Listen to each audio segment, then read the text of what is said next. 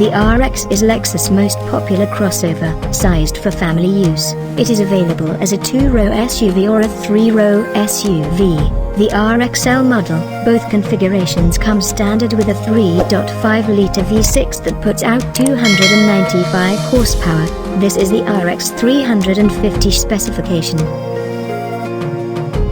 The RX is one of today's best-selling luxury SUVs. It's Lexus' top earner and outsells all of the brand's passenger cars combined. If it wore a Toyota badge, it would be the automaker's 8th best-selling model, behind the Tundra pickup. The standard RX 350 competes with a wide variety of luxury SUVs, ranging from smaller offerings such as the Acura ADX and the Audi Q5 to midsize Mercedes-Benz GLE and BMW X5. The RDX and the Q5 present distinctly more sporting attitudes, while the GLE and the X5 turn up the luxury an extra notch. But as the RX's enduring popularity indicates, Lexus has found a highly appealing niche. There are no changes to the RX 350's interior for 2020. It retains its high level of quality upholstery, cabin accents and seat comfort.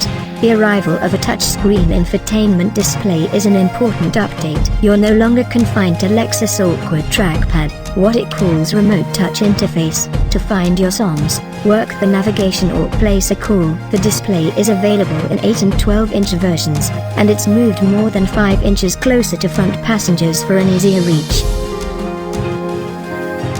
It's no coincidence that the RX 350 is one of the best-selling luxury SUVs in America. It's a benchmark of quality, comfort and consistency. Changes for 2020 appear minor but are significant enough to keep the RX at the front of the luxury pack. The RX doesn't generate the kind of adrenaline rush of some of its rivals, but it has everything you need in equal amounts.